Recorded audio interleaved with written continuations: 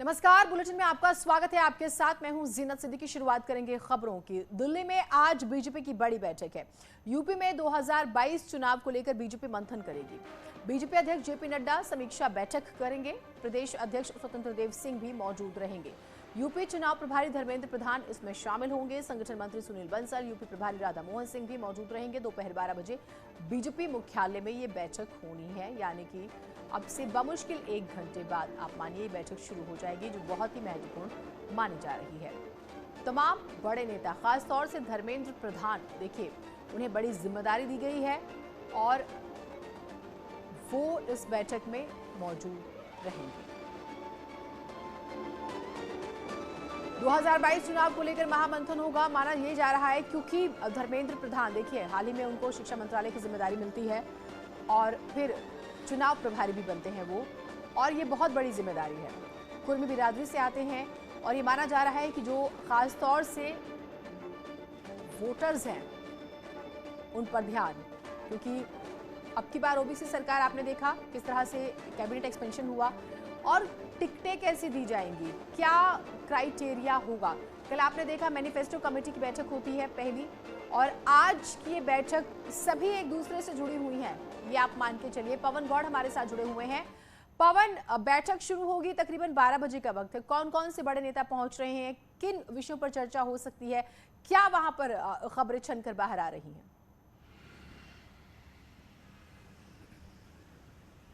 देखो, आपको बताना चाहूंगा, इस समय हम लोग 11 अशोका रोड, जो कि बीजेपी का जो पुराना मुख्यालय है, वहां खड़े हुए हैं।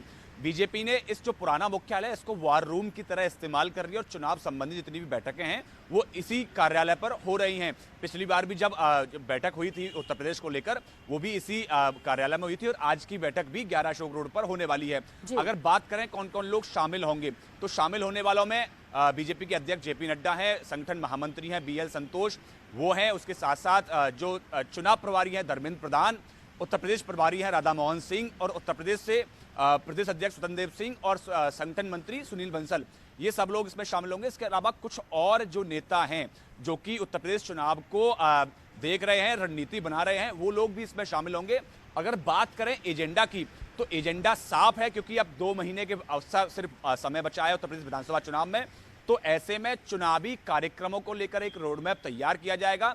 प्रचार अभियान को लेकर चर्चा होगी कि किस तरह से और अब आगे प्रचार अभियान को कैसे बढ़ाना है, क्योंकि आगामी कुछ दिनों में बीजेपी की विजय यात्राएं भी शुरू होने जा रही हैं। पूरे प्रदेश भर के अंदर 4 जगह से विजय यात्राओं की शुभारंभ होने वाला है। वो चारों यात्राएं लखनऊ में जाकर खत्म होंगी। जो एक यात्रा है पश्चिमी उत्तर प्रदेश की, वो सहारनपुर से शुरू होकर 8 दिसंबर को शुरू होगी और लखनऊ में खत्म होगी। तो इन सब यात्राओं में कैसे आगे बढ़ना है, किस तरह से प्रचार अभियान को तेज करना है, किन किन मुद्दों को कैसे उठाना है, क्योंकि राम मंदिर एक बहुत महत्वपूर्ण मुद्दा होने वाला है। आपने देखा पश्चिमी उत्तर प्रदेश की बात करें तो पलायन का एक बहुत महत्वपूर्ण मुद्दा होने वाला है। तो किस किस मुद्दे को कैसे आगे बढ़ाया जाएगा, इसको लेकर मंथन किया जाएगा और आगे रोड मैप तैयार करके उस पूरे रोड मैप पर आगे चला जाएगा। इसके साथ साथ जो अन्य जो बड़े नेता हैं, चाहे बीजेपी अध्यक्ष की बात करें, गृह मंत्री अमित शाह की बात करें, प्रधानमंत्री के दौरों की बात करें, तो उनको किस किस समय पर कैसे कैसे लगाना है और किस तरह से आगे चुनाव अभियान में तेज करके जाना है, उनको लेकर भी चर्चा की जाएगी। ठीक पवन, नजर बनाए रखिएगा, अपडेट्स हम आपसे लेते रहेंगे। बहुत शुक्रिया आपका तमाम जानकारियों के लिए। समाजवादी पार्टी की विजय यात्रा गाजीपुर से शुरू हुई थी। पूर्वांचल एक्सप्रेसवे पर 340 किलोमीटर का सफर तय कर लखनऊ पहुंची। लखनऊ पहुंचने से ठीक पहले अखिलेश यादव ने न्यूज 18 से एक्सक्लूसिव बातचीत की और बीजेपी पर हमला बोला। और यहां तक अखिलेश यादव ने सुबह ट्वीट भी किया था, वो भी हम आपको दिखाएगा। पूर्वांचल का ये हिस्सा भारतीय जनता पार्टी का सफाया कर देगा और 22 में बदलाव होगा, यही नारा जनता लगा रही है, इसीलिए उत्साह के साथ जनता खड़ी है सड़क पर। जोश कैसे बना, तो 12 घंटे से ज्यादा का वक्त हुआ और अभी भी दूरी बची हुई है। बहुत लंबी दूरी है, लेकिन दूरी लंबी का सवाल नहीं है, जनता समर्थन में खड़ी है, ये सबसे खुशी की बात है। इस गाजीपुर के बॉर्डर से शुरू किया है, उस गाजीपुर के बॉर्डर तक भारतीय जनता पार्टी का सफाया होना है। यूपी में डिप्टी सीएम केशव प्रसाद मौर्य ने अखिलेश यादव पर निशाना साधा। उनका कहना है कि अखिलेश यादव को अपना नाम बदल लेना चाहिए, उन्हें अपना नाम अखिलेश अली जिन्ना रख लेना चाहिए। समाजवादी पार्टी बहुत बौखलाहट में 3 चुनाव हार चुके हैं, चौथा हारने जा रहे हैं। जमीनी हकीकत हमको तो पता है, क्योंकि हमारा संगठन बूथ तक है, लेकिन समाजवादी पार्टी को भी पता है। उनके पास गुंडे, अपराधी, माफिया हैं। तुष्टीकरण की राजनीति के कारण उनके साथ जिन्ना मियाँ आ गए। इसलिए मैं श्री अखिलेश यादव जी को कहा करता हूँ, अखिलेश यादव जी अपना नाम बदल करके श्री अखिलेश अली जिन्ना रख लें और अपनी पार्टी को समाजवादी पार्टी की जगह जिन्नावादी पार्टी बना लें। लेकिन ना जिन्ना उनको जिता पाएंगे, ना अतीक अहमद जिता पाएंगे, ना अंसारी जिता पाएंगे। भोजपुरी स्टार और बीजेपी नेता दिनेश लाल यादव उर्फ निरहुआ ने अखिलेश पर बड़ा हमला बोला। कहा, सब जानते हैं अखिलेश को एक रंग से नफरत है और ये जिन्ना की विचारधारा वाली पार्टी है।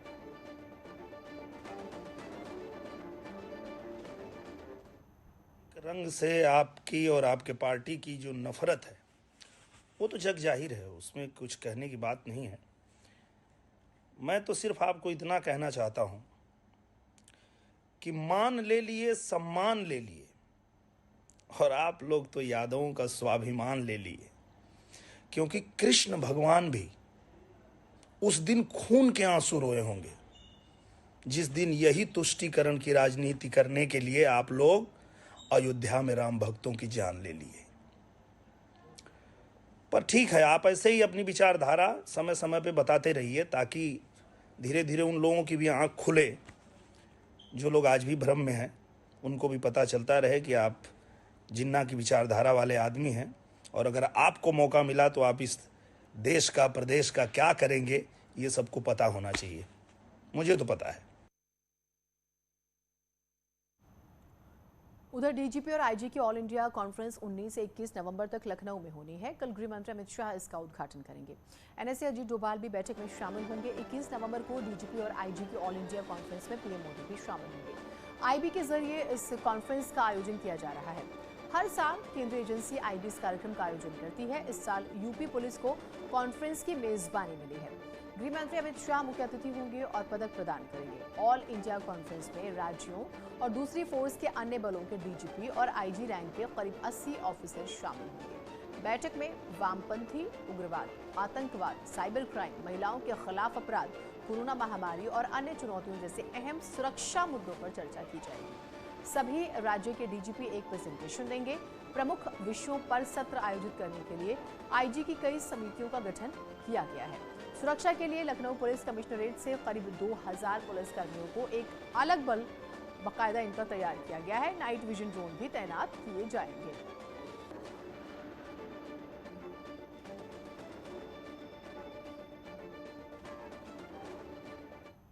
सहारनपुर में डबल मर्डर हुआ है। 2 सगे भाइयों की गोली मारकर हत्या कर दी गई है। बदमाश जो है मौके से फरार हो गए हैं। मौके पर भारी पुलिस फोर्स मौजूद है। गंगोह के मोहनपुरा गांव में ये पूरी वारदात घटी है। तो सहारनपुर में डबल मर्डर से सनसनी फैल गई है।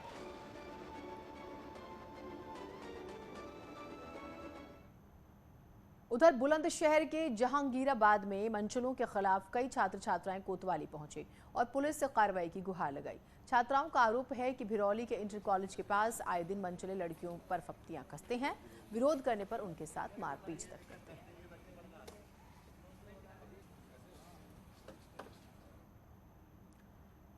इटावा जिले के जसवंत नगर थाना क्षेत्र में तिलक समारोह में हर्ष फायरिंग से एक मजदूर की जान चली गई है। मजदूर की मौत के बाद समारोह में मौजूद लोग मौका वारदात से फरार हो गए। पुलिस मामले की जांच कर रही है। आरोपी की तलाश की जा रही है।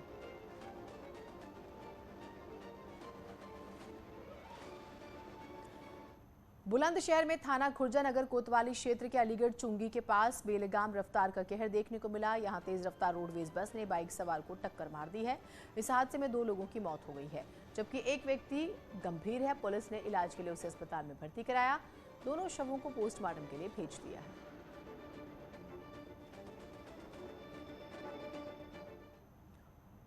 नोएडा के गोल्फ सिटी सेक्टर 75 में आग लग गई। तड़के 4:45 बजे सोसाइटी के कमर्शियल एरिया में यह आग लगी।